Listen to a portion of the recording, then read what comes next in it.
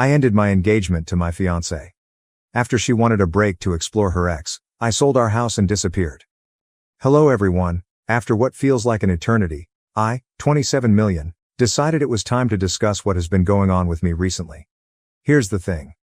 Until lately, I thought I was marrying the love of my life, Tessa, 26F. We'd been together for 4 years, and for the most part, I thought we were solid. But now I'm sitting here, wondering why I didn't see this coming sooner. Tessa and I met at a birthday celebration, introduced by a mutual friend. She was humorous, confident, and had a no-nonsense approach that I enjoyed. I'd dated previously, but no one connected with me as she did. We hit it off quickly and moved in together after a year. Things felt natural, as if we were all on the same page about professions, marriage, and eventually creating a family. She was a freelance graphic designer, and I worked as a project manager for a technology business, so our schedules were very similar. Life wasn't glamorous, but it was enjoyable. We had been discussing getting married for a time, but it wasn't until last year that I proposed. Nothing fancy, just a simple supper at home for the two of us. Tessa seems thrilled. She cried, hugged me, and agreed. That night, we began to envision our future. A fall wedding, a limited guest list, and this charming little site by the lake. It seemed like everything was falling into place, or so I thought. The initial red flags were little and evident. They were little sneaky flaws that I ignored because I didn't want to overthink. For example, Tessa's enthusiasm for wedding preparation faded after a few months. She was all in at first, sending me Pinterest boards, searching through wedding outfits, and asking about small details like whether I preferred tulips or roses for the centerpieces. But suddenly it simply stopped. I'd ask her questions like, "Hey, have you chosen your bridesmaids yet?" And she'd shrug it aside. "Not yet, I'm still thinking about it," she said again. The same thing happened with her clothing, cake, and music. Every decision we'd been so enthused about had become something she wanted to postpone. "There's still time," she'd say. The wedding seemed like an afterthought. At the time, I told myself it was just stress. Wedding planning can be overwhelming, right? Plus, Tessa had a lot going on at work. I assumed she'd snap out of it eventually. What I didn't realize was that her lack of enthusiasm wasn't about the wedding, but about us. The true slap in the face happened one night while we were out with some friends. Someone brought up the dumb TikTok game, which you've probably seen. It's the one where you have to answer personal questions while keeping a straight face and not passing judgment. Everything was going well until someone said, "If you could relive one relationship, which would it be?" Without thinking, Tessa responded, "Oh, probably Dylan." Just like that. Dylan. Her college ex? The person who cheated on her. The moment she uttered that, the room became awkwardly quiet. She giggled awkwardly and attempted to backtrack, saying, not that I'd want to. It's just a significant element of my past." I wanted to confront her right there, but we were among friends, so I let it go. Later, when we were alone, I asked her about it. "What was it about Dylan? Why would you choose to revisit that relationship?" She simply shrugged it off as if it were no big thing. "It was a stupid game, Liam. Don't take it so seriously." She grinned and shifted the subject. I didn't press it because, honestly, I didn't want to start a battle over something that could have been minor. But, deep down, it stayed with me. Following that, her behavior became more difficult to ignore. She was using her phone more frequently, going through her texts with a cheeky little smile. She began creating vague explanations for why she couldn't hang out or why she would cancel plans at the last minute. "Oh, sorry, I just have a lot of work to catch up on tonight," she'd typically remark. Or it may be, "I promised my mom I'd visit this weekend." The justifications were not particularly suspicious, but they were stacking up. It seemed like I had become less of a priority. Then came Friday night, which changed everything. I arrived home from work early, excited to spend the evening with Tessa. I was hoping we might order in and binge watch something, a quiet night. When I came in, however, the atmosphere seemed odd. She was seated on the couch, holding her laptop, but she wasn't working. She was staring at the screen, absolutely unfocused. "Hey, I'm home," I murmured, hoping to relieve the tension. "You're early," she said, as if it were a negative thing.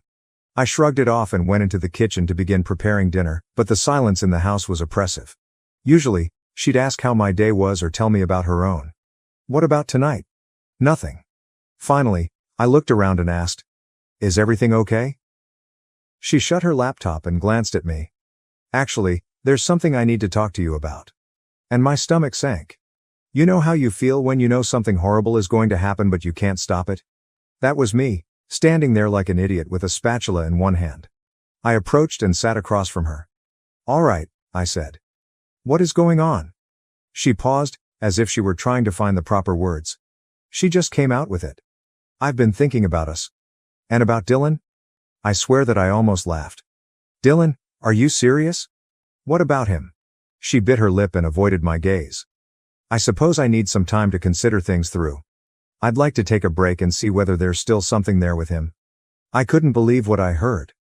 "Do you want to take a break and date your ex? Are you out of your mind, Tessa? We've got engaged." "It's not like that," she responded hurriedly, as if she could smooth things up. "I just want to know if I'm making the right choice with you. And if it doesn't work out, I pledge to come back." That's when I discovered how deep her chutzpah was. She assumed I would sit around and wait for her to decide whether I was good enough. Something inside me moved at that very instant. I did not yell or blow up. I just sat there staring at her, wondering how the hell I hadn't seen this coming. I wasn't sure how to answer at first. My fiancée recently informed me that she wants to take a break to explore things with her ex, Dylan. What can you say to that? Finally, I asked. "So, what does this break mean to you?" My voice came out more calmer than I felt. She straightened up slightly, as if she had been ready for this conversation. "I believe we need some space to figure things out. I'll take some time to see if my feelings for Dylan are genuine, and you are welcome to ponder on us as well." I couldn't believe the audacity. "Wait," I replied, leaning forward. "You're saying you need to date your ex, but I need to reflect on us? What kind of backwards logic is that?" Tessa sighed, as if I were the one acting unreasonable. "It's not about you doing something wrong, Liam. This is about me figuring out what I need." She seemed to have practiced this. The way she spoke, the way she avoided eye contact, it was as if she had already decided this was going to happen and simply wanted me to accept it. "You know this sounds insane, right?" I muttered.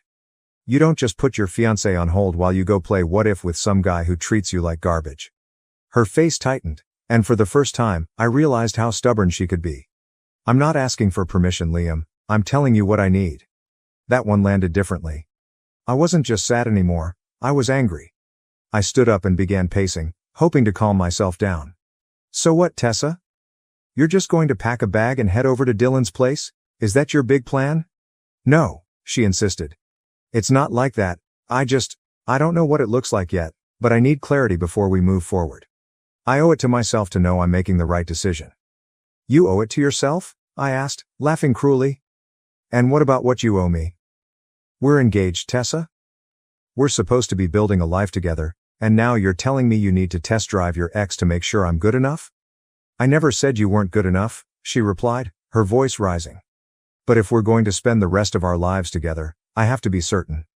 And right now I'm not." That was it. She wasn't simply interested in exploring things with Dylan, she was also unsure about me. Even after 4 years together and all of our plans, she was still unsure. It struck me all at once. She hadn't realized how painful and stupid her plea was. She believed this was reasonable, that I'd just sit there while she figured out whatever foolishness was going through her head. I stopped pacing and glanced at her, really stared at her. "You know what?" "Sure," I responded, my tone bland. "Take your break." She blinked, surprised by how quickly I agreed. "Liam, I'm not trying to hurt you. I need space to figure things out." I nodded and kept my expression bland. "All right. If that's what you need." She paused, as if she expected me to argue or fight for her. When I didn't, she stood up, took out her laptop, and murmured, "I'll stay at my mom's for a bit. This isn't forever. We'll talk when I've had some time." "Okay," I replied simply. She looked at me, wondering how to answer, and then disappeared into the bedroom. I could hear her moving around and throwing items into a bag. I remained calm on the couch, but my mind was already turning.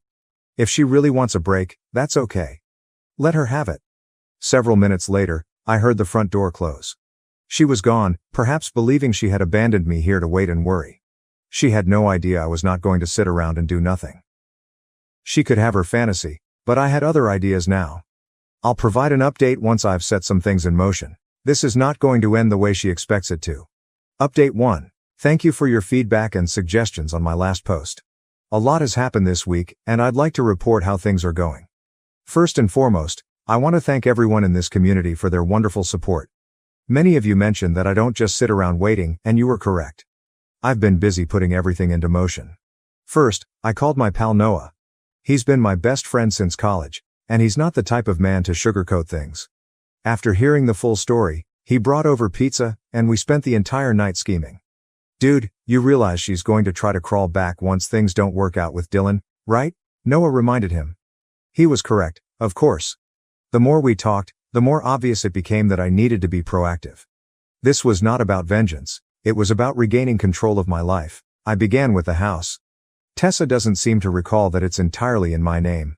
She loves to act as if it's our home, always talking about the curtains and paint colors she chose, yet I'm the one who pays the mortgage. I phoned a realtor first thing Monday morning.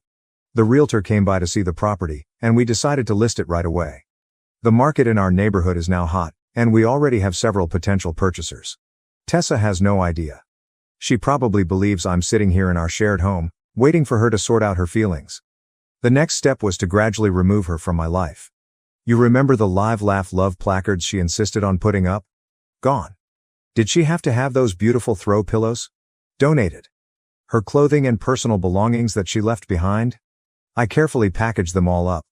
But this is where I became strategic. Instead of just dropping her belongings off at her mother's house or having her come fetch them, I hired a moving company. They took everything to her mother's house and left a short note. Here's your stuff. Good luck with Dylan. I know some of you may think this is petty, but I disagree. I'm not being vengeful, I'm being efficient. She wanted some room to think things through? Well, she's got it, literally. The most fascinating moment came when mutual friends began asking questions. Instead of playing the victim or slandering her, I simply stated the truth. Tessa decided she needed to explore things with her ex before committing to marriage. I decided I deserve better than being someone's backup plan. You should watch how people respond to that. No drama, no accusations, just facts. It's amazing how rapidly the story changes when you don't try to control it. I've also been making moves at work. I applied for a position at our West Coast office that I'd been considering for a long time. If the house sells, which seems quite likely, and I get this job, I'll be starting over on the other side of the country. Tessa has attempted to contact me several times this week, first with light-hearted texts like, "Hope you're doing okay," and progressing to progressively concerned messages when she learned I was actually making changes rather than simply waiting around. Yesterday, she was in a panic when her mother informed her that the boxes had been delivered. "What are you doing? Why are you acting like this is over?" I kept my response simple. "Because it is over, Tessa. You made your choice, and now I'm making mine." She began crying, claiming that she simply wanted time to figure things out, that I was being quick, and that this was not what she meant when she asked for a break. "What did you expect?" I questioned her. "That I'd sit here like a faithful puppy while you test drove your ex? That's not how this works." "But what if I realize you're the one I want?" She was weeping. "Then you'll have learned a valuable lesson about not taking people for granted," I said before hanging up the phone. The weird thing is that I'm no longer upset. Instead, I feel liberated. Every box I pack, every move I make feels like I'm reclaiming parts of myself that I didn't realize I'd given up. Noah came by again yesterday to assist me with packing the house. He also saw the change in me. "You seem different," he observed. "More focused?" He's correct. I'm different. When Tessa first revealed her desire to pursue things with Dylan, I felt like my world was falling. Now I see it wasn't my world collapsing, but rather the false reality I'd been living in finally disintegrating. I have more things in the works, but I will hold them for the next update. For the time being, I'll simply say this. Sometimes the greatest way to respond to someone treating you as an option is to completely remove yourself from their list of options. Stay tuned. This narrative hasn't ended yet, and I have a feeling Tessa is finding that her break to straighten things out isn't going to go nearly as planned. Update 2. I appreciate all of the feedback on my recent update. Things have escalated significantly, and I'd like to tell you how the situation has evolved. Remember how I mentioned applying for the West Coast position? Okay, I got it. The timing could not be better. The house is under contract, and the closing is slated for next month. But that's only the beginning. What's particularly interesting is how Tessa's Dylan exploration is unfolding. Through mutual connections, I discovered that their restored passion isn't quite the fairy tale she envisioned. Apparently, 4 years haven't changed him much. He's still the untrustworthy guy who cheated on her in college. But here's when it gets good. Tessa has attempted to control the narrative on social media. She has been sharing vague, inspiring phrases about finding yourself and following your heart. So I decided to play the same game, but with a twist. I created a single factual post. Update on my life. Excited to announce I've accepted a position in San Francisco. Sometimes when one door closes, better ones open. Looking forward to this new chapter. The comments and texts began pouring in. People congratulated me, inquired about the relocation, and, of course, wondered about Tessa. I kept my answers basic and honest. We're no longer together. She wanted to explore other options, so I'm exploring mine too. This set off a fantastic chain reaction in our social circle. Remember those friends who weren't sure about the situation? Watching me handle this with grace as Tessa shares cryptic relationship quotations completely changed the atmosphere. Then came the professional consequences. Tessa's freelance design employment is primarily based on recommendations and networking. Sarah, 29F, a mutual contact in the computer field who used to refer many clients to Tessa, contacted me. I need to know what happened, Sarah explained over coffee. Tessa's telling people you're having a temporary separation to grow individually, but something feels off. I shared Sarah Tessa's note about wanting to date Dylan. Sarah's look said it all. She did not believe it. By the end of the week, numerous potential clients had pushed back their projects with Tessa, not because I said anything nasty, but because, honestly, who wants to work with someone who takes commitment so lightly? Tessa sensed the shift. Her texts become more frequent and frantic. Why are you telling people about Dylan? You're ruining my reputation. This isn't fair, I just needed time to think. I answered to the last one. You got what you wanted, time and space, how I spend mine is no longer your concern. Then came the turning point. Dylan, in his wonderful wisdom, shared a photo of them together at the restaurant where Tessa and I had our first date. It was evident she was attempting to recreate our history with him. It was both sad and funny. The post didn't last long, but the damage was done. Our friends witnessed it, and the remaining few individuals who supported Tessa's finding myself story lost respect for her. Even her own sister contacted me. I'm so sorry about how she's handling this. You deserve better. What is the most satisfying part? I didn't have to be vengeful. I simply lived my life freely and honestly, whereas Tessa attempted to play both sides. The truth has a way of emerging. She visited my office yesterday. Dylan seemed to have already revealed his true colors, flirting with other women, being untrustworthy, a familiar story. She was crying. I made a huge mistake, she cried. I was scared of commitment. I thought I needed to know if there was something better out there, but I was wrong. You're the best thing that ever happened to me. I simply gazed at her calmly. No, Tessa. The best thing that ever happened to me was you showing your true colors before we got married. She attempted to argue, claiming that we could fix this, that she would go to counseling, and that she would prove she could be trusted again. I simply shook my head. You don't get it, do you? This isn't about Dylan anymore. This is about you thinking you could keep me as a backup while you explore your options. That's not love, that's convenience. She left my office distraught, but I felt better than ever. The house closes next week, the majority of my belongings are packed, and my new life in San Francisco begins in a month. The funny thing is that some folks think I'm being overly tough. Everyone makes mistakes, they explain. However, this was not a mistake, it was a choice. There are actually several options available. Each time she texted Dylan. Every time, she lied about where she was. She spent every second planning to put our romance on hold. These were all options. I'll provide another update once the move is complete. For the time being, I'll leave you with this. Sometimes the best revenge isn't getting even, but rather getting better. And this is exactly what I'm doing. Next update. Update 3. Thank you for following my journey. This will be my final update, and I have some interesting developments to report. San Francisco is everything I imagined it would be. My new apartment has a stunning view of the bay, and the tech scene here is fantastic. My new office team is fantastic. It's refreshing to be around people who prioritize growth and innovation over drama. But first, let me catch you up on how things ended back home. The closing went smoothly, and the house actually sold for more than the asking price. It was interesting to see Tessa's reaction after finding out through mutual friends. She didn't believe I'd sold the house until she drove by and saw the new owners move in. Here's where it got really interesting. Remember Dylan? He reached out to me, of all people.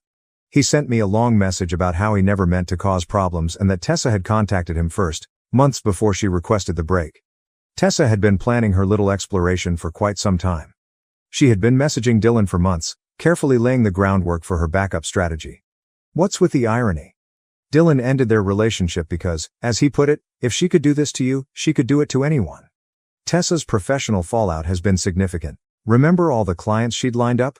Most of them discovered other designers, not because I said anything, but because word spreads in the industry. One of her largest clients really contacted me. We heard what happened with the engagement, they told us.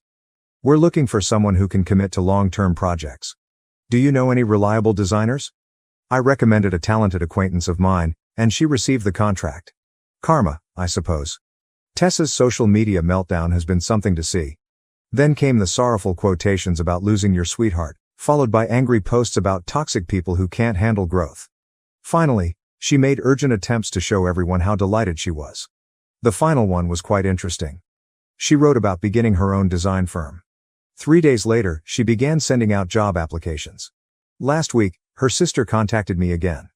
Tessa has apparently been staying with their parents, stating she needs time to heal from our separation. Her sister's exact words were, "She really thought you'd wait for her. When you sold the house and moved, it broke her fantasy completely." The most reassuring moment occurred during a video call with our old friend group. They were telling me about local gossip, and someone described seeing Tessa at a coffee shop, explaining to a potential customer why her portfolio website was down. Apparently, she forgot that I was the one who set it up and maintained it. She couldn't figure out how to restore her hosting membership when it expired. Not my concern anymore. My new life here is coming together well. I've joined a local rock climbing club, begun taking Spanish lessons, and even adopted a dog from a local shelter. His name is Zeus, and he's a greater companion than my ex-fiancée. The tech community here is really inviting. Last week, I was invited to speak at a developer conference, which would not have happened if I had stayed at home. It's amazing what you can accomplish when you're not dragging dead weight. I had one last interaction with Tessa. She sent me an email requesting some old images from our shared cloud storage. I had previously downloaded what I wanted and terminated the account several weeks ago. Her email stated, "I know you're trying to erase me from your life, but you can't just delete our memories. Those 4 years meant something." My reply was simple. "You're right. Those years taught me what I don't want in a partner. Thanks for the lesson." Some mutual acquaintances believe I am being very harsh and should be more understanding of her moment of confusion. However, that wasn't a moment. It was a calculated decision to keep me as a safety net while she pursued what she believed to be a better option. What is the most important thing I've learned from all of this? Sometimes the worst things that happen to you result in the best outcomes. If Tessa hadn't shown her true colors, I could have married her, only to learn her genuine personality years later, possibly with children in the mix. Instead, I'm in a lovely city with a wonderful job, making new friends, and feeling optimistic about the future. The anguish of betrayal has been replaced by thankfulness for the gunshot avoided. Thank you to everyone who has followed the story and offered advice. Your encouragement helped me remain strong when I might have faltered. And for anyone going through a similar situation, know this. When someone shows you who they are, believe them the first time. Don't wait around for them to alter their mind about you. Life is too short to be someone's backup plan. Sometimes the best thing you can do is walk away and make things better for yourself. That's it for now, guys. This chapter of my life has officially ended, and I couldn't be more excited for the next one to begin. Take care, and thank you for everything.